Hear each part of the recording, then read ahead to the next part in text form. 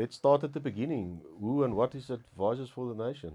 Yes, I think the main thing about Advisor for the Nations, when we first wanted to start it, I think we had our third conference this year, but even before we wanted to start it, is to create a community where we have advisors get together. And I think, I just want to break a bit of a misunderstanding when it comes to advisor. Advisor is not just financial advisor. It's an accountants, lawyers, broker consultants. It's anyone working in the space where they're giving advice based on financial principles. From a trust point of view. And and it's just the idea of building relationship and with clients. But Advisor for the Nations was put in place that we can create a community where these groups of people can come together. And I think it's a very lonely world out there sometimes, especially I think on two folds. It's the one side, it's the IFA, sort of the one-man smaller business where you have smaller teams. It's just you and your team, and it can feel lonely. I think we want to break that scarcity mindset that we're competing with each other. I think just to create a community where you can feel comfortable. The second part of it, even in the corporate world, I think you can get lost between all the numbers again.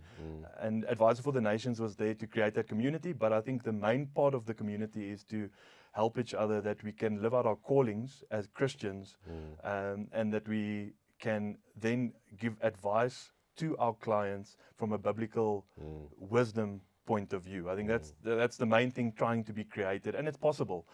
It's important. We spend most of our days at work, at the office. So if it's not the place where you're living out your calling and that you feel that you living out what God wanted you to do, is you've got to find that. And then if you found it, then what now? And I think that's what Advisor for the Nations is to try and help us to find that. How do we do this now? You mentioned the Advisor for the Nations conference that I also attended in September at Hippo Lakes. It was an amazing experience. Our theme was, faith at work. So I think that speaks to exactly what you said now.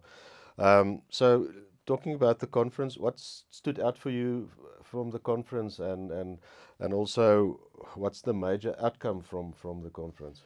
I think it was absolutely amazing. I think everyone knows about Willem's passing earlier this year, and he had the vision with Advisor for the Nations that it's a lot bigger. Obviously, us as RIG, we started this process, but we wanted it to be a lot bigger than just us. And that was the one big success of this year's conference compared to the previous two, is that it's got nothing to do with RIG. I think we've got our stewards that we put in place, that it sort of portrays the whole fact that it's not about RIG. It's not about me, the individual. It wasn't about Willem, the individual.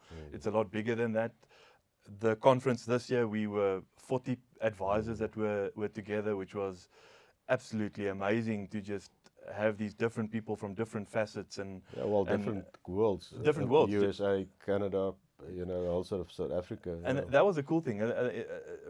Post Willem's passing, just the way that Kingdom Advisor USA supported us, and just sort of the facilitation from the Canadian side was absolutely amazing. So Lorne Robinson from KA Canada came on board, took a whole bunch. We were about 12 guys that went through the core curriculum, the KA core curriculum this year, which was eye-opening to us. So that was quite cool. We finished that before we went to the conference. So it was sort of, we went in with this nice solid base, could go into the conference, build on that, and that was very cool for me. I think so. One big success was, it was the third year that we had the conference, but it was the first year that it felt that Advisor for the Nations went beyond our immediate borders. So, and I think just sort of the output from I think there's actually quite a few, but the main thing that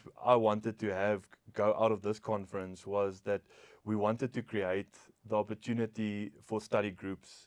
That was quite cool. That happened. We had our online study groups that started. I think we were in the one study group session, we were close on about 20 people in the study group, which was quite cool. But that was never the end goal. I think online study groups is just a way that we can get the message out there a lot easier. But I think the idea is that we get to a point where we have our in-person study groups. And that was a big celebration for me, is that we had our first Cape Town in-person study group. So again, a big success running out of that. We've got the commitment from you and your Bloemfontein will be there Bloemfontein next team year, yeah. that we're going to have the Bloem one. Port Elizabeth is going to have one, and that's cool. I think we have our vision that we want to have we want to have 10 by the time we have our conference next year, which is going to be very cool. And that's a number we're putting to the it. century there. And it's just an absolute privilege being able to work with people. I think it's not a major commitment that we expect from people. It's once a month for an hour and a half that you get together. But it's again just speaking to creating the community, creating time together. We need to learn from each other because it's not a case that we want to take business from each other. I think we've got to learn from each other and then build out from there. Yeah, in a safe space for everybody. Yeah, it is. For sure. So obviously, maybe there's a lot of people listening to this that haven't heard of Advisors for the Nations in the past, or even Kingdom Advisors for that matter. So if you want to get more information or get involved, where can you go? What can you do? I think the maybe I'm coming back. I think maybe something I didn't mention now, but we spread it a little bit broader than just being contact point to me or to someone like Z that's involved on the admin side. But we created this stewardship group trying to facilitate where we're going to next. And it's myself, it's yourself, that's part of it. Brian Foster is part of it, Kenneth Graham, Johan Beer. It's 5 people that we sort of put in place, different firms. Johan is from Natal, Kenneth and Brian coming from the Western Cape Town area. And then yourself from Bloemfontein, myself from Port Elizabeth. And that was sort of a main thing, that the contact points can be spread. We also want to make sure that one person doesn't get drained in how we're trying to have the drive put on what we're trying to achieve with Advisor for the Nation. So anyone there can be contacted. We'll share their contact information. Yeah, their contact information, their LinkedIn profiles in the bottom of the video. I think that's important. It's sort of all of them have put their names on the table, that they're more than willing to be available to have any conversation if anyone wants to find out anything more. We'll also put in info@rig.ac is also an email address that we can get hold of Z. Most of the communication comes from my email address. We try and send out probably bi-weekly information sheets as new people sign up. It's quite important. The Facebook link, the video link, it will have the link where you can sign up to Advisor for the Nations just on our side. But my sort of, I think, challenge to each person that's listening to this video is to go to Kingdom Advisors website, go read through it, go work through it. There's a lot of material that you can just work through to for get free. For free. So you can sign up for free. A lot of it. Yeah. The core curriculum is expensive, but that's the ultimate, to go through that as we went. Yeah. But just to sign up to get some exposure to what it's all about.